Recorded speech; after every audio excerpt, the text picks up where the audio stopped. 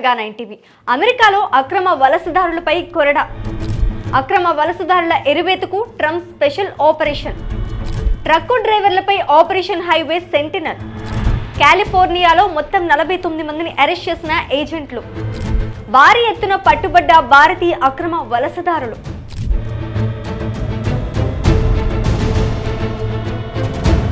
America ఎంతో మంది భారతీయులకు అది కేవలం ఒక దేశం కాదు, ఒక కళ.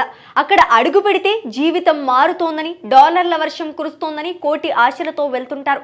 కానీ ఆ కళ ఇప్పుడు కొంతమందికి పీడ కళలాగా మారుతోంది. ముఖ్యంగా అక్రమ మార్గాల్లో వెళ్లిన వారికి అమెరికా ఇప్పుడు అగ్నిగుండంలా మారింది. తాజాగా 30 మంది భారతీయ ట్రక్ డ్రైవర్లు అరెస్ట్. అగ్రరాజ్యంలో మన వాళ్ళు ఎదుర్కొంటున్న దయనీయ స్థితికి అద్దం పడుతోంది. చేతిలో డ్రైవింగ్ లైసెన్స్ ఉన్న, దేశంలో ఉండే అర్హత లేక, ఎప్పుడు ఏ పోలీసులు వచ్చి అరెస్ట్ చేస్తారో తెలియక బిక్కుబిక్కుమంటూ గడుపుతున్న వారి కష్టాలు అన్నీ ఇన్ని కావు. అసలు ఆపరేషన్ హైవే సెంటినల్ ఎందుకు జరిగింది? మన వాళ్ళు ఎందుకు టార్గెట్ అయ్యారు? జైళ్లలో, డిపోర్టేషన్ ఫ్లైట్స్లో వారు అనుభవిస్తున్న నరకం ఏంటి?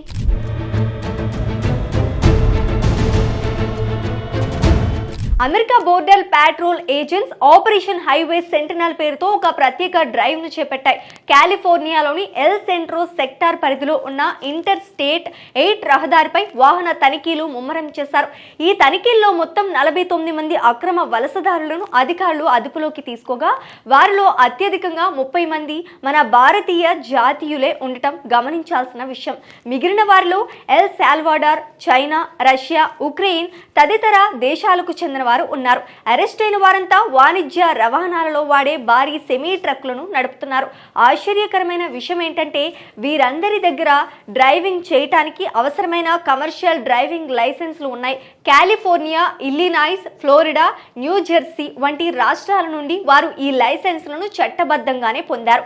కానీ అసలు సమస్య వారి ఇమ్మిగ్రేషన్ స్టేటస్. వీరంతా అమెరికాలోని నివసించడానికి సరైన వీసా గాని, పౌరసత్వ పత్రాలు గాని లేనివారు.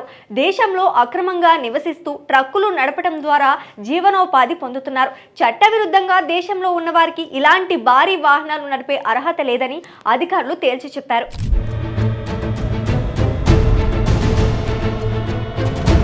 అమెరికా అధికారులు ఈ నిర్ణయం తీసుకోవడం వెనుక బలమైన కారణం ఉంది. ఇటీవల కాలంలో అమెరికా రహదారులపై ట్రక్కుల వల్ల ఘోర ప్రమాదాలు జరుగుతున్నాయి.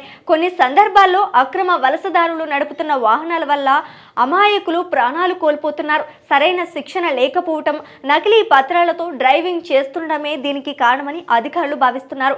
L Centro sector chief petrol agent దీనిపై స్పందిస్తూ, చట్టవిరుద్ధంగా దేశంలో ఉంటూ భారీ వాహనాలు నడపడం ప్రజల ప్రాణాలకు ముప్పు.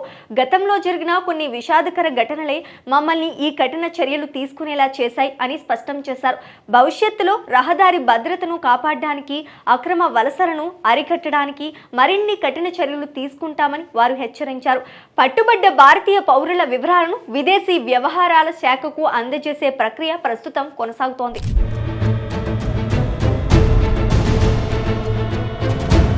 జీవనోపాధి కోసం విదేశాలకు వెళ్లడం తప్పు కాదు, కానీ అక్కడ చట్టాలకు లోబడి ఉండటం ముఖ్యం. వీసా గడువు ముగిసిన లేదా అక్రమ మార్గాల్లో దేశంలోకి ప్రవేశించి ఉద్యోగాలు చేస్తే ఎప్పటికైనా ఇలాంటి ఇబ్బందులు తప్పవని ఈ ఘటన హెచ్చరిస్తోంది. ఇప్పుడు అరెస్ట్ అయిన 30 మంది భారతీయుల భవిష్యత్తు ప్రశ్నార్థకంగా మారింది.